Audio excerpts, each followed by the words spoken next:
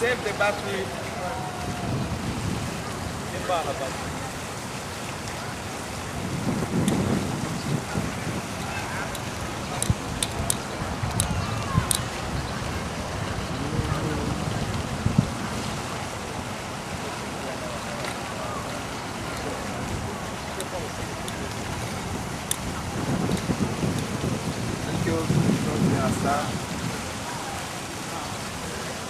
Voilà, là nous sommes à Washington DC précisément, devant le Capitol, c'est le Parlement américain où il y a des chambres du Sénat et du Congrès américain.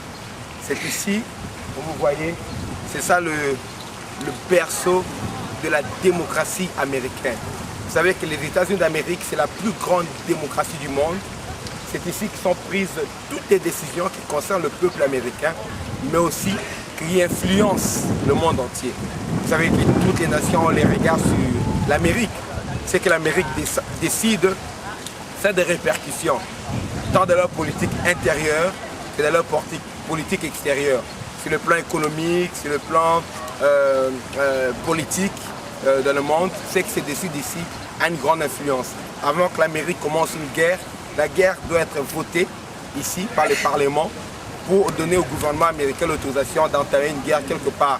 C'est ici que le président vient se justifier de ce qu'il fait, ou bien il vient projeter, il vient soumettre à ses projets pour ce qu'il compte faire.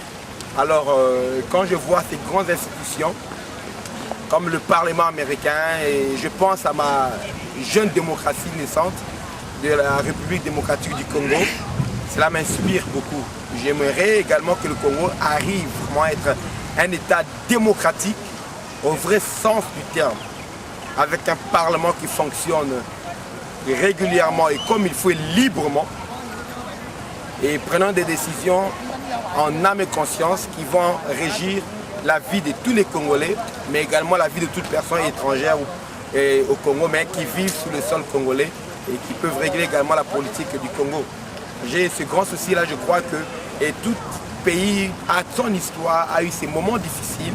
Et les États-Unis a son histoire de moments difficiles. Il y a eu la guerre civile qui avait divisé l'Amérique, le Nord et le Sud. Et nous également, nous avons notre histoire, des moments difficiles dans notre pays. Mais si nous travaillons dur, nous croyons que nous arriverons à un niveau de démocratie acceptable et le Congo pourra redevenir une très grande nation dans l'Afrique centrale et un poumon pour l'économie de l'Afrique totale, l'Afrique tout entière, du nord au sud, de l'est à l'ouest. C'est un grand centre d'échange, la République démocratique du Congo, un grand pays. Je crois que nous deviendrons un modèle pour le peuple africain également dans beaucoup de choses. Quand nous avons plus de 30% de certaines richesses matières premières qui se trouvent au Congo, comme le cobalt, et comme l'or, les diamants, beaucoup de choses qui se trouvent chez nous, le pétrole. Et je crois que sur le plan économique, le coltan qui est cité notamment dans presque beaucoup de rapports actuellement, c'est un minerai qui est très important dans le développement industriel du monde, sur le plan électronique et surtout dans naval aérospatial. Le coltan est vraiment beaucoup utilisé et ça veut dire que dans le monde de l'avenir, on aura toujours besoin du Congo et des minéraux qui sont au Congo. Mais nous avons besoin d'une bonne démocratie bien assise, bien solide, pour que ce qui est au Congo profite aux Congolais, profite à tout le peuple du Congo, du nord au sud, de l'est à l'ouest, et ça profite également à toute l'Afrique. Nous sommes un pays bénin, pensons que nous devons être un pays prospère, non seulement pour les Congolais, mais pour l'Afrique tout entière. Je suis un citoyen européen, je vis en Europe, je suis établi en France, à Paris, et je vois comment l'Europe se constitue, comment il y a de nouveaux États qui se créent. Et le dernier État en date, je crois, c'est le Kosovo. Et les États qui se créent et qui s'ajoutent en Europe, si je m'abuse, je crois que c'est le Kosovo. Et je crois que l'Afrique également doit se consolider comme une très très grande nation.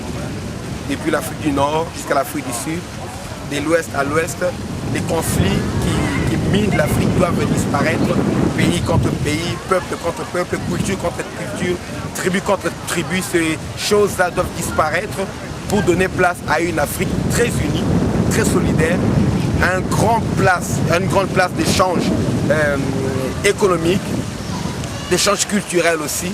Et vraiment, nous avons cette aspiration. Quand je vois une démocratie comme la démocratie américaine, je crois également que l'Afrique pourra atteindre un niveau de démocratie qui sera profitable pour son peuple. Parce que tout se décide en Amérique, ça peut être contraignant pour d'autres nations, mais c'est profitable premièrement pour les Américains, c'est supposé être profitable. Nous voulons que tout ce qui va se faire au Congo, se décider au Congo, que ce soit premièrement profitable aux Congolais et en extension également être profitable pour toute l'Afrique et pour toutes les personnes du monde aussi. Voilà, et je suis toujours très ému quand je me retrouve dans les endroits pareils, les endroits où les décisions sont prises et qui influencent la vie des milliers, des millions de personnes. Et moi qui viens de l'Afrique, du centre de l'Afrique, j'ai cette aspiration à voir mon pays devenir également une grande démocratie. Voilà, c'est le Capitole. Aujourd'hui, à cette heure-ci, c'est fermé, nous sommes samedi. Nous devions revenir peut-être le lundi, la matinée, pour avoir accès à tous les boutiques à l'intérieur. Mais pour l'instant, nous pouvons filmer qu'à partir de l'extérieur. J'ai des amis personnels qui travaillent ici à l'intérieur, qui travaillent au Sénat, qui sont dans les commissions et qui travaillent attachés dans un tel ou tel sénateur. Des amis que j'ai eu à faire connaissance avec ici à Washington DC. Et chaque fois que je suis invité au National Prayer Breakfast, je me suis fait une large panoplie d'amis qui sont là et en tant que pasteur. Et la plupart sont des chrétiens très fervents, mais qui servent dans le gouvernement américain, ici ou là, au propos de tel ou tel sénateur ou tel autre congressman. Si nous étions venus dans les heures d'ouverture, je pense que ça aurait été plus facile pour moi d'avoir un accès, mais aujourd'hui c'est samedi. Et ce n'est qu'à ce moment que j'ai pu me libérer de certaines obligations. Je devais intervenir dans l'école du ministère du Flaming Fire Ministries International, là-bas à Maryland, dans la ville de Silver Spring. Et nous avons pu être libres que maintenant.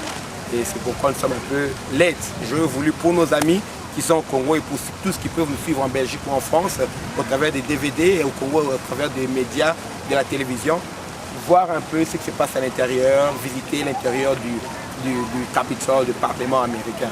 Merci, c'est votre ami, le révérend Samuel El Wabantou, en direct de Washington DC, aux États-Unis d'Amérique. Merci, que Dieu vous bénisse. Nous continuons notre visite.